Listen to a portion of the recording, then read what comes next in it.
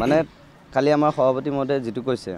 সভানেত্ৰী তেওঁ কৈছে যে ৩১জনীয়া তেওঁলোকৰ সমিতিখন গঠন কৰিছে হেতু ৰাজহুৱা কৰক তেওঁলোকৰ ৩১জনীয়া আকৌ ডিস্ট্ৰিক্টৰ পৰা পোষ্ট কৰিছে ৩৫জনীয়া তেওঁলোকৰ মাজতে গণ্ডগোল হৈ আছে তেওঁলোকে ৩১জনীয়াটো ৰাজহুৱা কৰক আমিও চাওঁ ২৮জনৰ একেলগে পদত্যাগ কৰিছো আমাৰখিনি আমি দেখুৱাম আমাৰ সব ডকুমেন্টছ আছে কাৰণটো কি পদত্যাগ কৰিবলগীয়া হয় তেওঁ নিজৰ একনায়িত্ববাদ চলাই আছে আঞ্চলিকখনত নিজৰ ইচ্ছামতে চলাই আছে সভানেত্ৰীয়ে কৰবি ডেকা তেওঁ নিজৰ ইচ্ছামতে চলাই আছে আৰু আমাক ক'লে যে ২ তাৰিখে হ'ব আমি ২ তাৰিখৰ কাৰণে প্ৰস্তুত সবে ফেব্ৰুৱাৰী ২ তাৰিখে কৰিম বুলি ক'লে ত্ৰিবাৰ্ষিক অধিৱেশনখন সিদ্ধান্ত লোৱা হৈছিল আমাৰ সভাত আমি সভাত উপস্থিত আছিলোঁ তাৰপিছত তেওঁ নিজৰ ইচ্ছামতে ২ তাৰিখে আপোনাৰ ৩০ তাৰিখে কৰিলে এইখিনিয়ে কথা ইয়াৰ কাৰণে আমি সবে পদত্যাগ কৰিছোঁ সমূহীয়া পদত্যাগ কিমান দিন আগতে বনোৱা হৈছিল আমাৰতো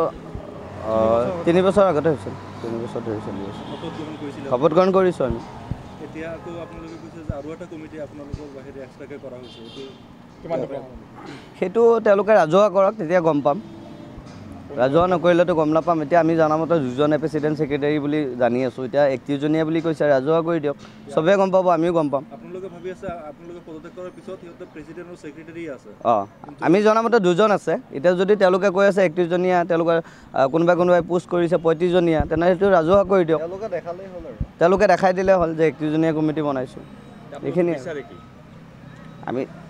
এতিয়া আহিলোঁ আমি আছুৰ পৰা ওলাই আহিলোঁ আমি আৰু পদত্যাগ কৰিলোঁ তাতে আৰু নেযাওঁ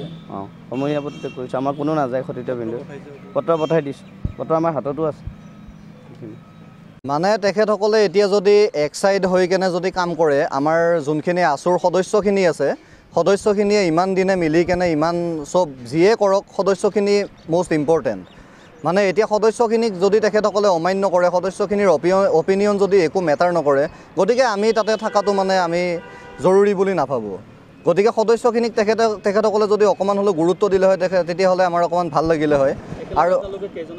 আমাৰ বৰ্তমান ২৮জনে পদত্যাগ কৰা হৈ গৈছে বৰ্তমানলৈ হয় পদত্যাগ পত্ৰ প্ৰদান কৰা হৈছে এতিয়া হয় হয় তাকে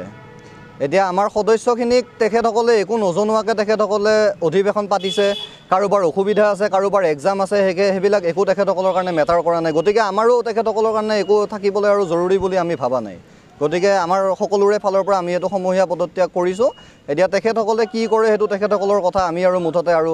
আঞ্চলিক ছাত্ৰ সন্থা আমি আৰু কেতিয়াও আৰু মানে যোগদান নকৰোঁ আৰু আমাৰ যোৱা ইংৰাজী জানুৱাৰী মাহৰ 10 তাৰিখে আমাৰ দলগা আঞ্চলিক ছাত্ৰ সন্থাৰ এখন কাৰ্যনিৰ্বাহক সভা অনুষ্ঠিত হৈ গৈছিলে আৰু সেই সভাত প্ৰস্তাৱ লোৱা হৈছিলে যে দলগা আঞ্চলিক ছাত্ৰ সন্থাৰ যোনখন আগন্তুক অধিৱেশন সেই অধিৱেশনখন ইংৰাজী ফেব্ৰুৱাৰী 2024 তাৰিখে দলগা হায়াৰ ছেকেণ্ডেৰীত অনুষ্ঠিত কৰা হ'ব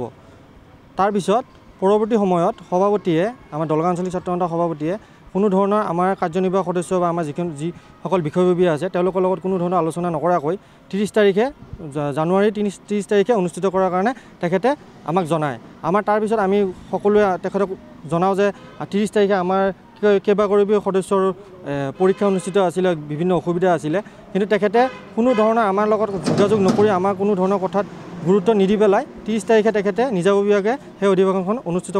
কৰে আৰু সেইবাবে আমি গোটেই আমাৰ কাৰ্যনিৰ্বাহকৰ 28গৰাকী বিষয়ববীয়া আৰু কৰ্মকৰ্তাই আমি সেইদিনাখনে আমি পদত্যাগ কৰোঁ পদত্যাগ পত্ৰ আমি কেন্দ্ৰীয় সমিতিৰ সভাপতি সম্পাদকলৈ প্ৰেৰণ কৰিছোঁ আৰু দৰং জিলা ছাত্ৰ সন্থাৰ সভাপতি সম্পাদকো আমি প্ৰেৰণ কৰিছোঁ